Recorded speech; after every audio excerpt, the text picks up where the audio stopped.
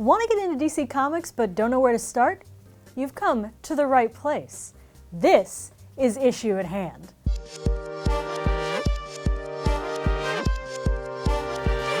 Welcome back to Issue at Hand, Polygon's show about the strange world of comics. I'm your host, Susana, and we're back from vacation. New set, new suit jacket, new season. And what better way to start it off than by addressing a question that gets posed to me constantly. Okay, so I know Batman and Superman and Wonder Woman. What else is there in the DC universe? I have one answer. It's a comic about a year when Batman, Superman, and Wonder Woman were gone, and every other superhero had to step up and fill the void. It's the first appearance of some of my absolute favorite heroes, and a perfect introduction for new readers to the dusty corners of the DC universe. It's called 52, and it's one of my all-time favorite comics. Published from May 2006 until May 2007, the story of 52 spun out of DC's Infinite Crisis event. At the end of Infinite Crisis, Batman, Superman, and Wonder Woman all decided they had to take a year off. Superman had recently flown through a red sun for reasons and needed some time to literally recharge. Wonder Woman and Batman had both had a crisis of confidence and needed time to get their heads together. Also, Batman decided to take his Robins with him too, for family bonding, I guess. While the rest of DC's books skipped ahead 12 months, 52 was going to tell the story of what happened in a year without the world's most famous superheroes, which necessarily meant that it was about some not famous superheroes. But that wasn't the only special thing about 52. 52 derives its name from its concept. It was DC's first successful weekly series, telling a year's worth of story in a year's worth of time, as close as comics could get to their very own 24.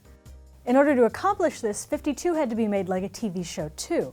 15 artists worked on the series, with Keith Giffen overseeing page layouts for consistency. 52 had a writer's room too, and what writers? Jeff Johns, who is now Chief Creative Officer of DC Comics and architect of DC's cinematic universe, comic book superstars Grant Morrison and Mark Waid, and Greg Rucka, who's written some of my favorite comics of all time. Which you should know, because I made videos about them. 52's success is why the number 52 remains associated with DC Comics. It's why there are precisely 52 parallel Earths in the DC multiverse, and it's why the New 52, DC's 2011 reboot and relaunch of 52 different books, was called the New 52. Now, you're probably wondering, Susana, how could a book about obscure characters be the best choice for new readers? Because character obscurity is actually key to 52's accessibility. The 52 Writers' Room knew that it couldn't count on readers knowing who the core cast was, so they had to provide background exposition. And they had to make the reader care about the characters within the story itself. They didn't have the crutch of a reader's fond history with them because they probably didn't have one. And fair warning, if you read 52, you will become someone who gets excited about Elongated Man. That's an Issue at Hand guarantee. And Ralph Dibny is just the beginning. 52 consists of 7 storylines that occasionally, sometimes explosively, intersect. You could just pick up the book and start reading, but I'll give you a bit of a teaser. Ralph Dibny used to be the Elongated Man, a superhero who drank this stuff called Gingold to give himself stretching powers, and solved mysteries with his wife Sue, like a comic book version of Nick and Nora Charles. A little while ago, Sue was horribly murdered, and Ralph is not doing so well. Again, 52 tells you pretty much all of this, and this is all you really need to know. Will Magnus invented the Metal Men, a team of intelligent android superheroes. Then he had a psychotic break. He was diagnosed with bipolar disorder, and thanks to therapy and regular medication, he's a lot better now, but he still maintains his ties to the rest of the mad scientist community. It's those ties that give him a role in 52. He's the only one who seems to notice that rogue scientists across the world have begun disappearing. Booster Gold is, well, I'll let Skeet say it. In the 25th century, Booster was a nobody, until he stole a bunch of stuff from a museum about 20th century superheroes and traveled to our time. He uses devices from that museum to give himself superpowers and the encyclopedic history record of a museum robot, Skeets, to stop crime without working too hard. What he really wants, though, is fame and corporate sponsorship.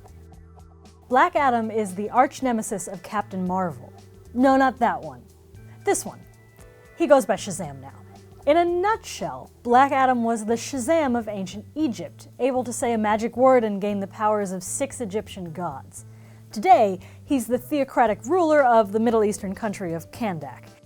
He's trying to unite governments who want to keep American superheroes out of their countries, but he's having trouble with the politics. Steel's real name is John Henry Irons. When Superman died in the 90s, he decided that Metropolis needed help. So naturally, he built a Superman-inspired power suit to fight crime with. Think of him like if Tony Stark wasn't a billionaire narcissist. His niece, Natasha, is his sidekick, and the two of them come into conflict with Lex Luthor, who is back on his bullshit now that he's no longer president of the United States because he tried to kill Superman. Starfire is an alien princess. Adam Strange is a human who periodically teleports to a planet where he's a superhero, and Animal Man is Buddy Baker. Aliens gave him the power to share the abilities of any animal life around him. The three of them were stranded in deep space by a horrible teleportation accident at the end of Infinite Crisis. Now, they're hopelessly searching for a way home. And finally, my favorites of the whole bunch, Detective Renee Montoya and The Question. If you read Gotham Central after I recommended it, 52 picks up on Renee where that series left off. Her family has disowned her for being gay, and she quit the force after the corrupt cop who killed her partner walked free. Fixed Age is The Question, a detective and vigilante whose mask is a layer of artificial skin that gives him the appearance of having no facial features. Yeah, The Question is a major influence on Rorschach, but he's way better. Together, Renee and The Question go on one of my favorite superhero origin stories, one that also happens to contain the first appearance of one of my favorite superheroes. Between those 7 plotlines, 52 manages to cover every mood of the DC universe. Magic, time travel, weird science, caped heroes, noir crime, and epic space adventure. It gets weird and wild, but it keeps its feet on the ground by investing in great characters and relatable emotion. You can pick all 52 issues up digitally, or you can grab DC's handy 2-volume set. And when you need someone to talk about Elongated Man with, I'll be here.